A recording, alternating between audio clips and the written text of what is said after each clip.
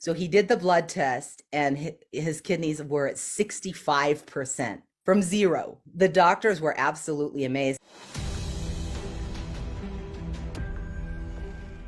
Knowing the ancient secrets is a gift of its own. I mean, you can't put a price on stuff like this. There's no way. I have quite a story. So I've been part of the initial 100 days course and also the immersion. And then I guess it was 2 months ago, the 30-day miracle experiment experience that I was in the middle of when I got a feeling that just something wasn't okay with my brother who doesn't live, that far away. He lives in the town next door. And I called his neighbor to ask her to go check on him. And she did, and she found him lying unresponsive on the floor of his apartment, just like basically gone. His neighbor, Tamara, called me and said, "What do I do? He's on the floor and he's not talking and he's not here." And I said, "Call 911 and I'll meet you at the hospital." So I was at home. I grabbed a bottle of ghee. I was like kind of in a panic. I just grabbed my ghee and a couple other things and threw it in my bag and went to the hospital. And when I got there, he was completely out of it. He had a few really big seizures when we were there. The doctor said he had zero left brain activity, zero kidney function, zero liver function.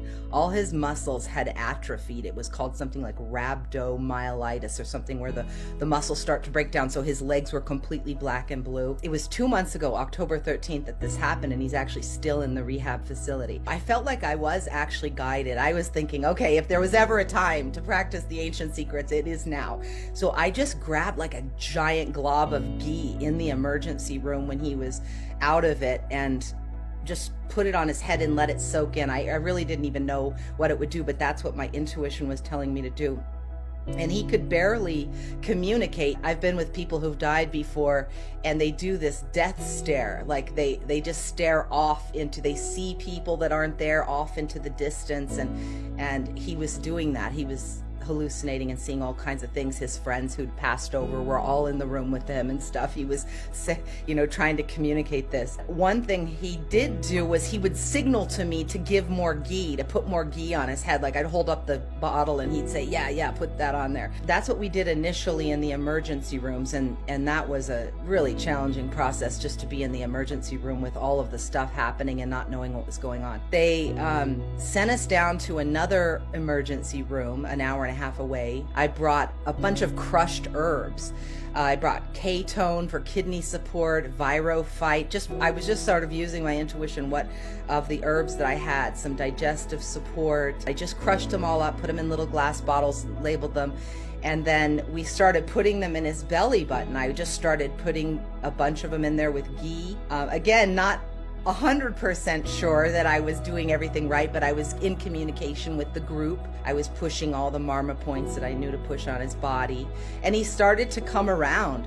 He started coming back to life. It was the most miraculous thing to see him coming back from death, basically, is the reality of it. So many of the nurses and doctors were coming in and saying they had never seen a recovery like my brother's. They've never seen someone coming back so fast. At first they didn't care what we were doing, and then they started asking. Different nurses and different doctors were coming into the room and asking what we were doing and what that was and how was it working. And I told a lot of them about the book. Even in the emergency room and at the hospital, I was able to show some marma points to some of the other patients that were in the hospital and help them. And this is something I noticed that I really love about Siddha Veda is there's such hope. Like Dr. Naram said, if no matter what the issue someone could come to him with, he would say, no problem.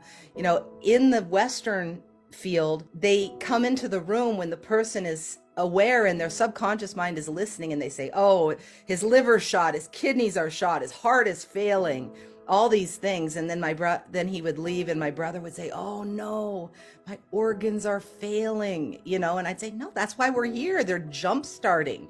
We're kicking them into action. Your kidneys are getting a jump start. And so they put him on dialysis, which was a crazy process to watch. He was on it for a month, going 8 hours a day, 3 days a week, which he said was awful. He called me about 3 weeks ago and said, I just feel like my kidneys kicked into gear. I feel like I don't need dialysis, and they're trying to make me do it. They said I have to be on it for the rest of my life, but I just feel my kidneys working again. So the doctors called me to try to get me to convince my brother to stay on dialysis. They said he's threatening to rip out the port, and I said, well, he probably just wants medical autonomy over his body because he doesn't want to do dialysis. He said he feels like it could go either way. If he's on it, then it could really debilitate him forever. And if he stops, his kidneys have a chance of kicking in. They said there's no way, he's got to be on it. They were going to send him for a psych evaluation because he made that comment. I said, please don't do that. It would be even harder for our family if you do that. I'll convince him to do another blood test to see where his kidney function is at, and then we can go from there. So he did the blood test, and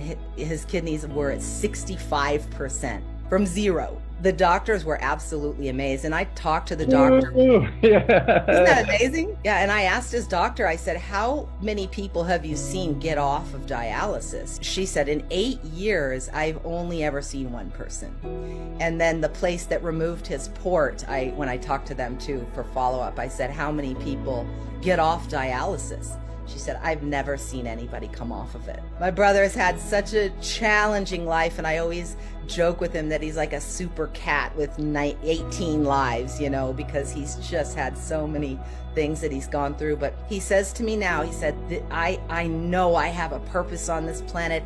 I want to help heal people. I want to teach people what I'm learning. I want to, he's really got this new lease on life now for healing himself and doing things differently. And I'm so grateful to the Ancient Secrets. I'm telling you, there's nothing like being put to the test, a life or death situation to prove to yourself this is real.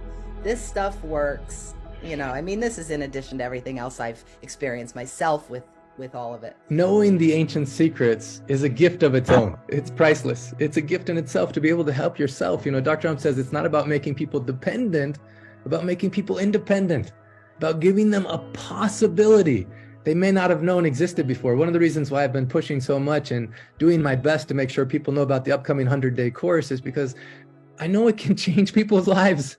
I know it. I just want people to know it exists, that could benefit from it.